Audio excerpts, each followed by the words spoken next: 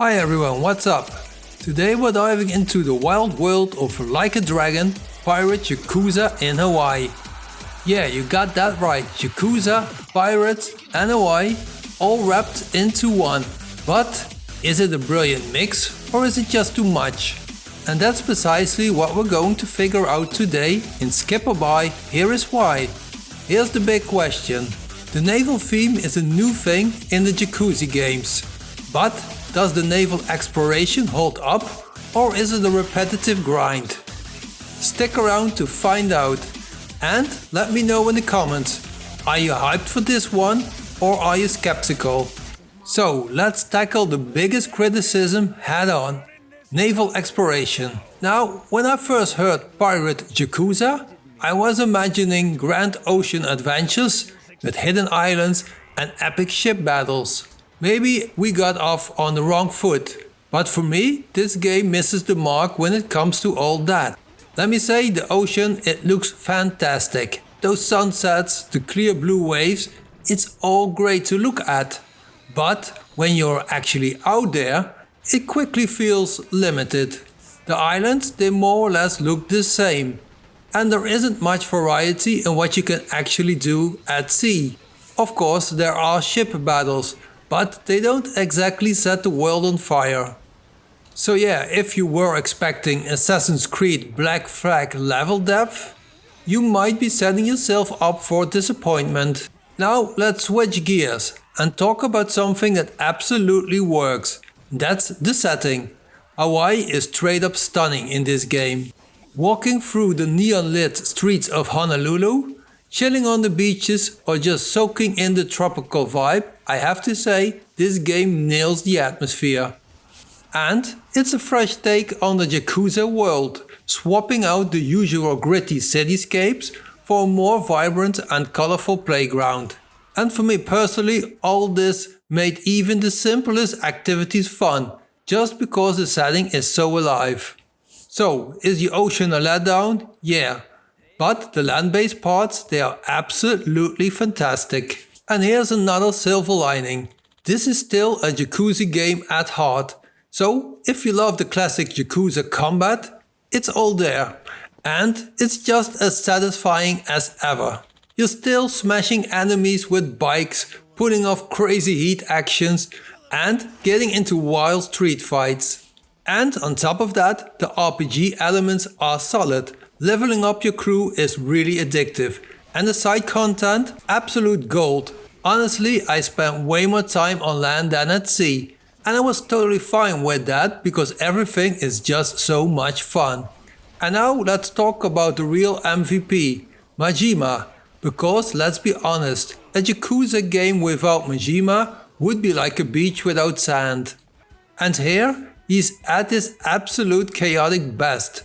How cool it is seeing Majima in this pirate setting, rocking that Hawaiian fit, and just being his casual and usual unpredictable self.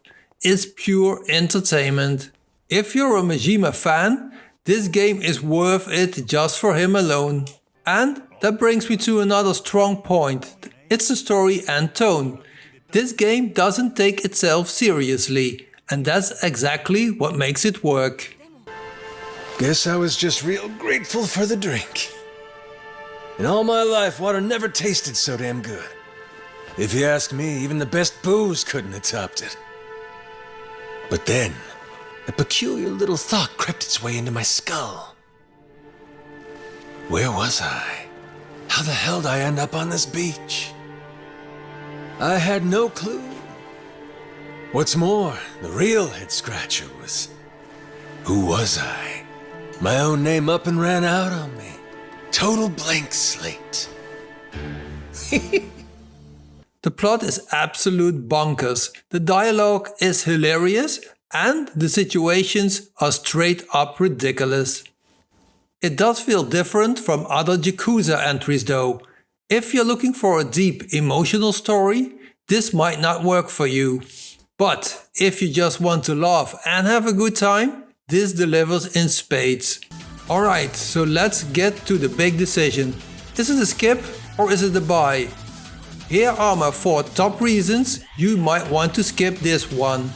And the first one is probably the most obvious one, because the naval exploration is indeed underwhelming. The biggest criticism holds true. If you're hoping for deep, engaging sea adventures, this game isn't bringing it. When push comes to shove, I have to say the ocean, yeah, it's gorgeous, but ultimately it's shallow. And then there is the story, which might feel a little loose. While fun, the main plot doesn't have that same tight emotional grip as the past Yakuza games had.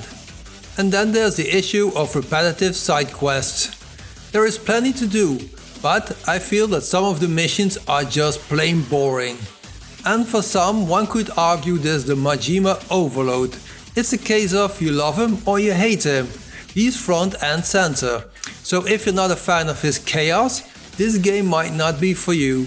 So yeah, not everything works, but hold up, because here are 4 reasons why you should buy it. First, there is the Hawaii vibe. Let's face it, who doesn't like Hawaii? For me, I fell in love with it when watching the old Magnum PI series, the ones with Tom Selleck.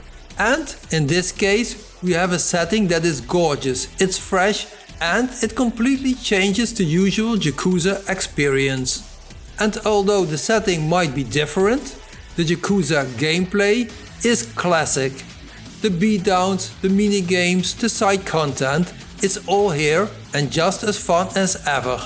And another reason for jumping on this game is Majima. He's pure gold. If you love Majima's antics, this game is an absolute must. And finally, the humor. It's top tier. If you want a game that'll make you laugh constantly, this is the one you need to grab. So that's that. That's my view on whether to skip or buy this game. For me, I love playing it. Sure, the naval exploration is a letdown, but the rest of the game is pure fun. But hey, that's just my take. What do you think? Are you buying it or are you skipping it? Please drop your thoughts in the comments. And don't forget to subscribe so you don't miss the next skip or buy. Here is why. Thanks for watching and happy gaming.